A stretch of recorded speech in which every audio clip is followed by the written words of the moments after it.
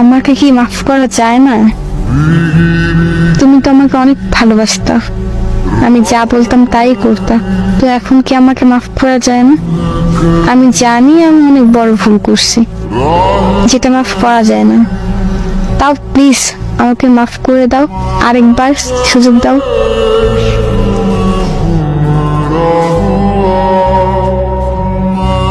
আপনি আমাকে ছেড়ে যাওয়ার পরে 2 মাস পাগলের মতো ছিলাম।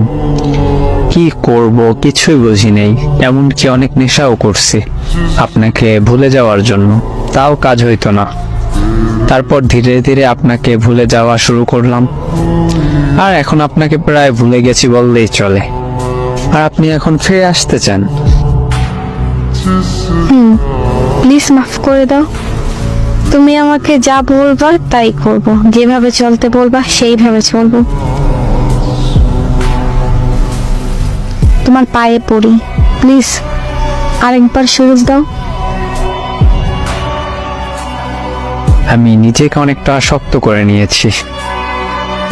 তুমি তো এমন আগে ছিল না। আপনি আমাকে এমন করছেন, বাধ্য করছেন, চাই নেই এমন হইতে। খুব কান্না করছিলাম আপনি ছেড়ে গেছিলেন যখন, কিন্তু লাভ হয় নাই কোনো।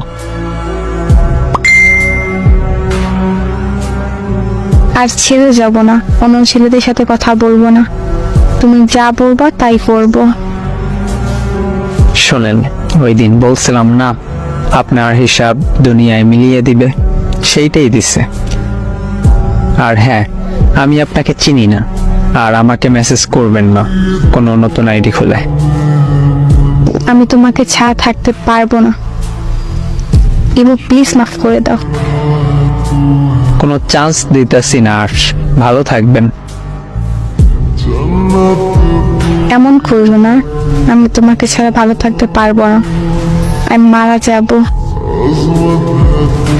40-এতে দাওয়াত দিতে বইলে যেন আপনার আম্মুকে। এবং সত্যি অনেক ভালোবাসি তোমাকে, সত্যি মারা যাব। তুমি বলো এখন আমি কি করব? তুমি যা বলবা তাই করব। বলার কিছু নেই, আমি আপনাকে আর আপন করে নিতে পারবো না, সরি।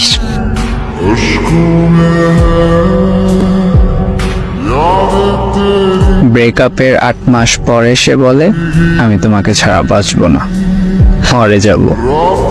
ফাইজলামো যত সব।